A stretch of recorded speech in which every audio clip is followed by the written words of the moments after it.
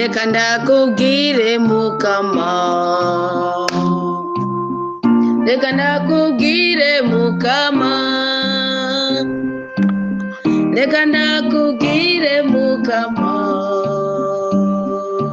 ko ndagukunda cyane, kaka ndagukunda cyane, sinoronka uko ndabivuga, reka nkubwire mukama, ko ndagukunda cyane, kaka ndagukunda cyane, jewe sinoronka uko ndabivuga, reka nkubwire mukama, jewe reka ndabivuge ko ndagukunda cyane rwose, ndagukunda cyane mukama, ore mana yanjye, reka ndabivuge ko ndagukunda cyane rwose, reka ndabivuge ko ndagukunda cyane rwose, ndagukunda cyane mukama, ore mana yanjye, reka ndabivuge ko ndagukunda cyane rwose. Turagushimiye cyane mukama kuyiri ingabirano y'ubuzima abana bawe dufise, turagukengurukiye cyane kuko uri Imana itugirira neza, uri Imana itwitaho, uri Imana itwitwararika, uri Imana iturinda kubabara, uri Imana itwagurira imbibe, uri Imana iduteturira mu makuba y'ubwoko bwose. Iyo mpamvu tugufitiye icyizere ku byo twiyumvira kugiye kutugirira, na cyane cyane ko wowe ubwawe ibyo wiyumvira kutugirira ari byiza kandi cyane rwose. Dawa twese ubyagiye mu ijuru, izina ryawe ryeranda n'iryubaho mu buzima bwacu muri iyi saha iri hagati ya 9:00 na 12:00. Ubwami bwawe nibuze buture mu mitima yacu kugira ngo turindwe impanuka z'ubwoko bwose. Ewe dawa ubyagiye mu ijuru, ibyo ushaka bize birangukire muri twebwe ubwoko bwawe. Ni twebwe b'abana waho uburenganzira bwo kuza gusenga, ukadutega amatwi kandi ni iby'agaciro kuri twebwe. Ni twebwe w'abana waho uburenganzira bwo kuza gusenga, ukatwumviriza, tukaganira, ukatubwira, tukakubwira. None amaraso meza ya Yesu Kristo nadutwikira abana bawe, amaraso meza ya Yesu Kristo nadushire ku ikimenyetso cy'ubudahangarwa, amaraso meza ya Yesu Kristo natwikira abacu n'ibyacu, natwikira iki gihugu cyacu cy'u Burundi. Amaraso meza ya Yesu Kristo aduhe kugira amahoro, amaraso meza ya Yesu Kristo aduheshe umugisha mu byo dukora byose, kuko ayo maraso adukura kwinyatsi, imivumo, ibisuzuguro n'amakarande y'ibyaha. Mukama Yesu mu izina ryawe tuje gusenga ubwoko bwawe, Mukama Yesu mu izina ryawe tuje gutazira ubwoko bwawe, Mukama Yesu mu izina ryawe tuje gutaramura amashetani y'ubwoko bwose, tuje gutaramura amashini y'ubwoko bwose, tuje guhindanya ibyo byose biriko biriyungayunga, biriterateranya kugira ngo bihindagize amarangamutima yacu. Nibyo koko hari igihe dutegwa n'imibabaro, kubw'ibyago bitubuza amahoro, hari igihe dutegwa n'agahinda, kubw'ibyaha bitwugariza, ariko nserutse imbere yawe, bimbohore mbe mweranda mukiza Yesu, ariko nserutse imbere yawe, bimbohore mbe mweranda mukiza.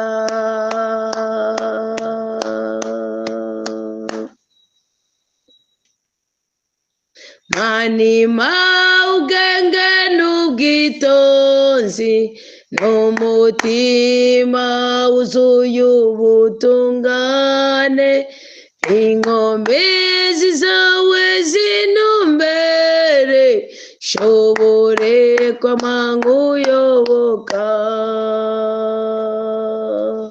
manima ubwenge n'ubwitonzi n'umutima wuzuye ubutungane, inkomezi zawe zinumbere, nshobore kwama nkuyoboka. Yezu Kristo umukunzi mwiza, ni twebwe abigishwa bawe aho wahaye kuba basamura ubwami bw'ijuru. Abakristo bahisemo kutaryama, baganindiriye ko ubaha isezerano rushaje, kubaha inkingi y'ukwizera, kubaha inkingi y'ukwizigira. Ndagusabye mwami Imana, ndagusabye Mukama Yesu, utuhe umugisha muri iki gitondo. Uyu mukristo ari ku mpande zine z'isi duhuriye muri iri zamu, ngusabye ubutabazi, ngusabye uburinzi, ngusabye ubudahangarwa. Uyu mukristo yahisemo gusengera uwiwe agwaye, gusengera uwiwe ababaye, gusengera uwiwe watunuye.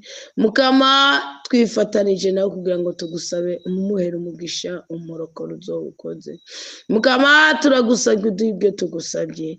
Mukama, turagusabye utunezereze kuko urabishoboye. Mukama, turagusabye uduteture kuko urabishoboye. Mukama, turagusabye uduhe kumva ko turi ubwoko bwawe. Mukama, turagusabye uduhe kumva ko mu byo waturemeye byose ikicuka ubyuka kugusenga kwari ikigukora ku mutima, kandi ukaturungikira imigisha kubwo uwo mwanzuro twafashe wo gusenga. Iyo migisha turayakiriye muri uyu mwanya, iyo migisha turayakiriye muri uyu mwanya, iyo migisha turayakiriye muri uyu mwanya. Nituzeko, nituzeko, nituzeko mu izina rya Yezu Kristo. Duhabwe umunezero, duhabwe ibyishimo, duhabwe ubudahangarwa. Amen, amen, haleluya.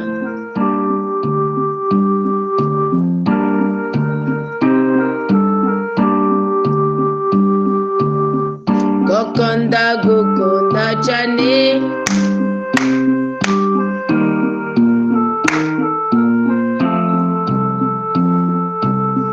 kuna ndakubwire Mukama yuko ndagukunda cyane. Koko ndagukunda cyane, jewe sinoronka uko ndabivuga.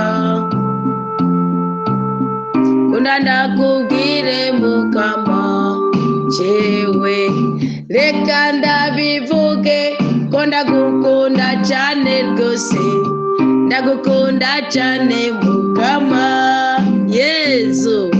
Ore Mana yanjye, kunda ndabivuge ko ndagukunda cyane rwose. Kristo, reka ndabivuge ko ndagukunda cyane rwose, ndagukunda cyane Mukama. Ore Mana yanjye, reka ndabivuge ko ndagukunda cyane rwose.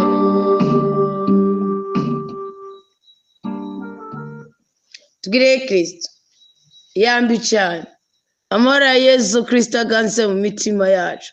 Aho warondeye ko umugabo mwubakanya guhobera bikanga, mu isi y'umwuka ndaguhobereye mu izina rya Yezu Kristo, amarangamutima yawe agira ibyishimo. Aho warondeye ko umugore wawe guhobera ukumva akanyamuneza, kamwemwe karashya, mu isi y'umwuka ndaguhobereye mu izina rya Yezu Kristo, umva amahoro n'ibyishimo. Nibihera mu isi y'umwuka, ndakwijeje ubutabazi ntasubirwamo. Warondeye kukubwira ko agukunda uramubona, ndakubwiye ko ngukunda, kandi Kristo ari muri jewe aguhe kumva ko urwo rukundo ari wo mutahe w'ubuzima bwishimye ukenerereye kuri iyi si. Aho wahize ukubwira ngo mpore mama, mpore mazihorere. Aho wahize ukubwira ko uri mwiza, jewe ndabikubwiye uri mwiza. bwira mugenzi wawe uturasa n'Imana, wongere umubwire uturasa na Yesu, ubwire mugenzi wawe uturasa n'Imana yacu. Bwira mugenzi wawe ko asa n'Imana.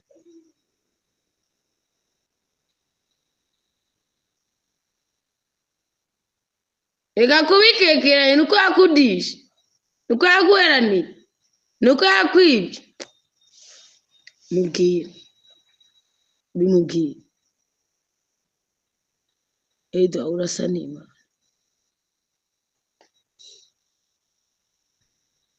Wowe nironga n'ibyo mwishura mbwira nanje ngo ndasa n'Imana. Amen. Bwira mugenzi wawe uturasa n'Imana. Ubundi ijambo umuntu yatusigura ijambo ry'Imana Theodosi mu mwizamu ryo hagati ya 6 na 9 yatubwiye ko ijambo rifite ubushobozi. Iyo twatuye amajambo mabi tuba turiko tugwanya ububasha bw'Imana ku buzima bwacu. Iyo twatuye amajambo y'urucanege, iyo twatuye amajambo yo gukekeranya, iyo twatuye amajambo yo gupinga ububasha bw'Imana, turiko turagwanya ubwami bw'Imana kuri twebwe kandi bitubwira ko ingaruka mbi. Iyo twatuye amajambo y'ubutware, amajambo ashingiye ku bushobozi, yari yadusigura ijambo ry'Imana igihe bavuze ngo Yesu Kristo ngo akiza amashetani ngo mu izina rya Beelzebul. Yari dusiguriye agira ikintu yubatse mu mutima wanje. Abana ariko Mana ni kubera kino n'abantu bashobora gufata ibintu bakabitira umwana w'umuntu ahwera bazi yuko ari uwabiremye, azi ingene bizogenda bizamuka adawera. Ndavuga ubu ngubu nibavuma barabira ku kanwa k'umwana yavutse. Uriko umwana yavutse uko ingene nyina mwonsi bere wakubaza ati nero tutubere nitwo tuzomugira ikibondogora kangana kurya akagira ibinyenyera akabyuha gusomba barya umuceri n'ibiharage n'inyama. Imana ubundi ni nyeshobozi. Muri izamu rero ryo hagati ya 9 na 12 murazi ko twatoranye gutora inkingi. Ni inkingi 40 zigize inkingi 40 zigaragaza ko turi abantu bakomeye. Bisigura ko mu gihe ufise igihushane c'inkingi ubutikiye. Iya mbere twabonye guhayagiza Imana za 25 ariko murongo wa mbere. Iya kabiri guhurumbira intego y'Imana cyangwa integuro y'Imana za 25 nyene ku murongo wa 6. Iya gatatu kwicandagisha mu isi y'umwuka, mu isi bitagaragara. Twabizirikanye cyane muri Zaburi 101. Iya kane kuba umwizigirwa, kuba umwizigirwa. Kuba umwizigirwa ni ikintu kidasanzwe kuko umwizigirwa birasaba kwihanganira ibigeragezo, kubabarira, gukunda udakunzwe, bisaba ikindi kintu ariko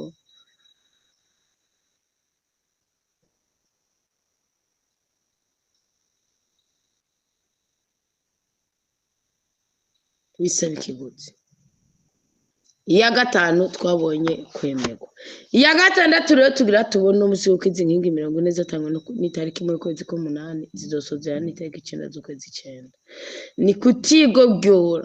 Umaze kwemerwa reka gutosekaza agaciro Imana yaguhaye ngo wige koza urigobyora. Umaze kwemerwa uca wiga kutigobyora.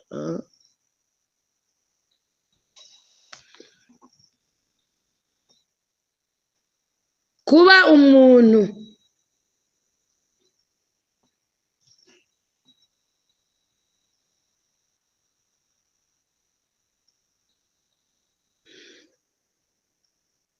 uwo munyantege nkeyi birashoboka. Mugabo guhora wigobyora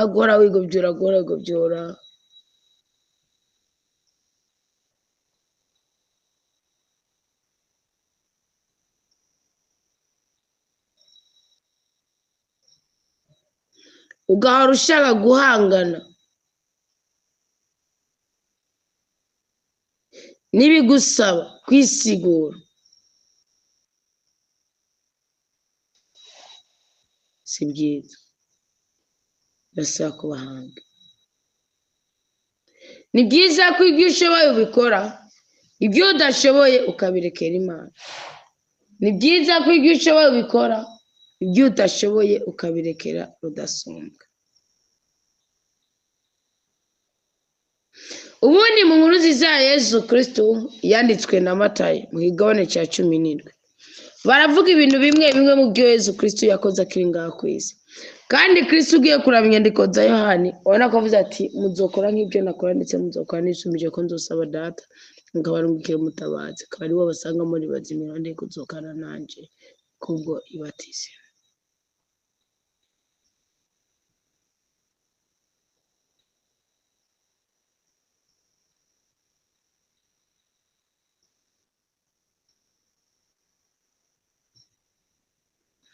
Bibiliya ku murongo wa 24 muri Matayo 10 avuga ngo bashitse i Kafarnawumu abatoza kori begera Petero bamubwira bati mbega umwigisha wanyu natanga ikori? Petero abishura ati araritanga. Petero asubiye imuhira Yesu aramwitanga amubaza ati unyiyumvira ko ikiga Simoni we abami bo ku isi abo babuguza cyangwa abo batoza ikori ni bande? Abana babo cyangwa bakavana? Petero asubiye imuhira Yesu aramwitanga amubaza ati uvyiyumvira ko ikiga Simoni we abami bo ku isi abo babuguza cyangwa abo batoza ikori ni bande?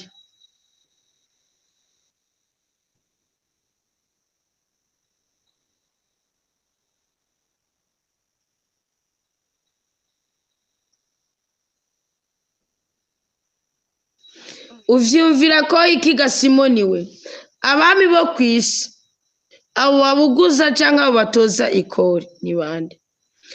Abana babo cyangwa bakavana? N'abana babo cyangwa ni bakavana? Simoni yishura ati bakavana. Yesu amubwira ati none abana byakabaye bitabaraba ariko kugira ngo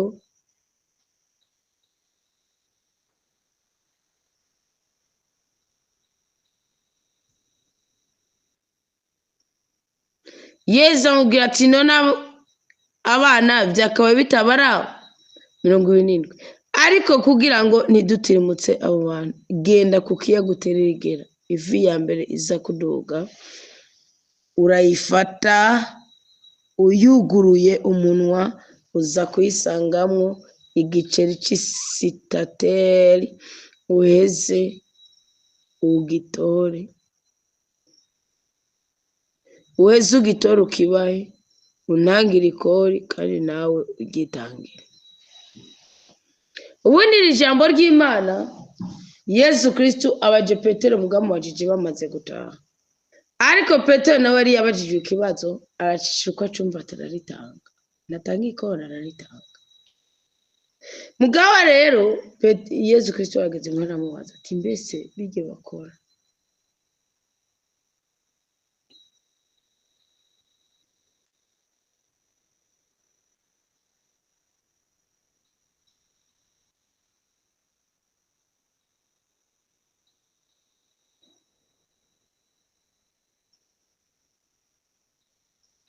Aramubajije ati mbese abatware bisi ikori batanga gute? Baritangisha abana cyangwa baritangisha abanyamahanga? Ngo baritangisha abanyamahanga. Niko baritangisha abanyamahanga. Kristo yari kuritanga nagiye atanze mugara ritanze. Mbabwiza ukuri ko gutanga inda ya bukuru kutigovyora niko guhinduka umunyu w'isi.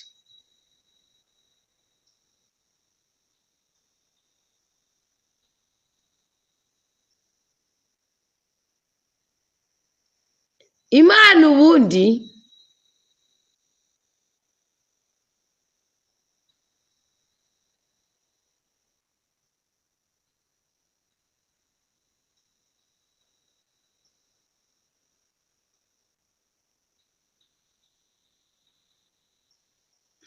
Yesu aramubwira ati nimba bimeze uko none se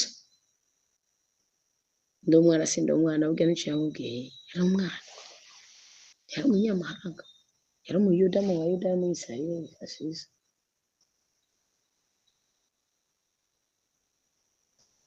Nawe ucakoze aciye yihorera. acamuga ariko ko tubatirimutse turigera genda wasana igifi.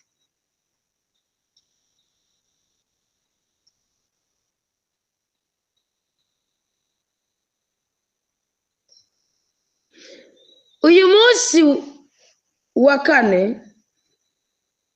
hari akantu ukwiye kuzamura mu mutima wawe gashingiye mu kubabarira, mu kwihangana, mu kurekurira abandi. Kuko iyo haranira uburenganzira bwawe, ibi ni iganje, ibi ni igenegerezwa, ibi ni ibiki, kenshi birangira urudutse. None rero dusaba Imana ntiduhuruduke. Iyo wubaha Imana, iyo uyoboza Imana inzira, iyo ugenda nk'uko Imana ibishaka, Imana ikurinda guhuruduka.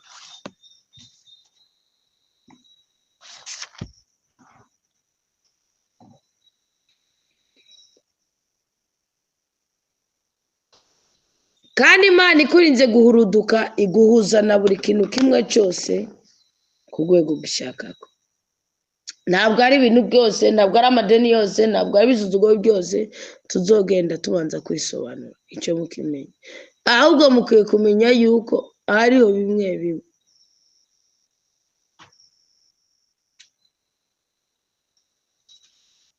Imana nyine ubwayo yivuganira nabyo mutarinda guhangana.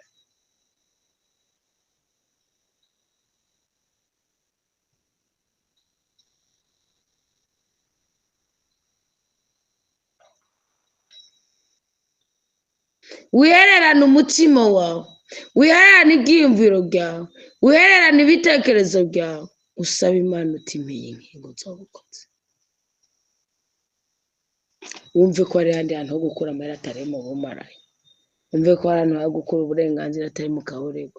Wumve ko hari ahantu ho kwerekana umumaro ufise atari mu gukora ikibi.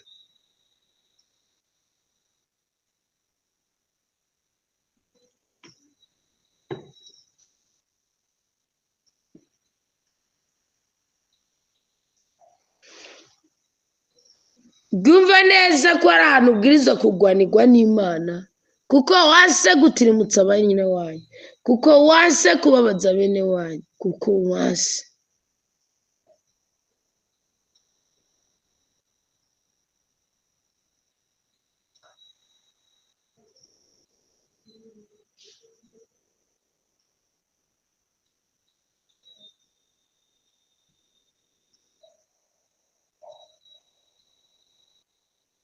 Imana iduhezagirisha uwo mugisha, kuko hariho ibyo twanka mu buzima bwacu, ari ibyo dusuzugura mu buzima bwacu, hariho n'ibyo dufitiye uburenganzira ariko twirengagiza, Imana ikatubatura, Imana ikatubora. Kuko ndazi ko Petero yaruhutse arihiwe na Yesu Kristo ukanahira na bene wawe. Mukama wenyine amahoro aturinde kubabara uyu munsi. Iyi nkingi yo kwihangana ukagera ku ntego y'ubuzima, iyi nkingi yo kubabarira ibintu bikamera neza, iyi nkingi yo guca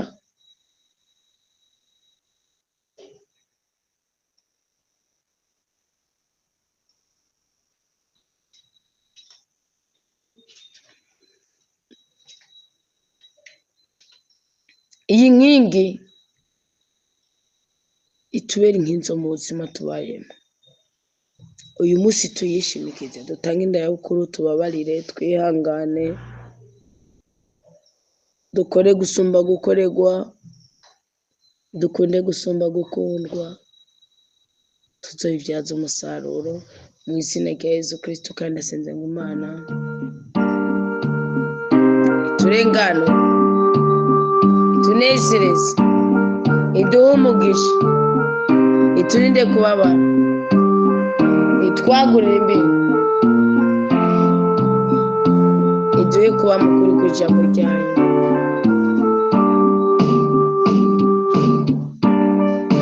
Amen.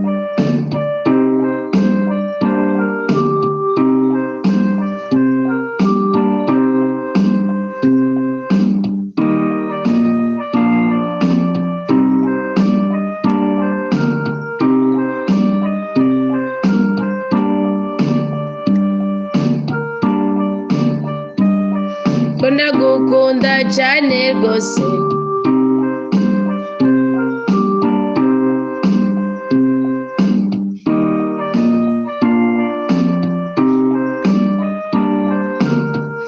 turagukunda cyane rwose mukamuduhezagire tubwiye neza kandi twagura imbibe mu izina rya Yesu Kristo.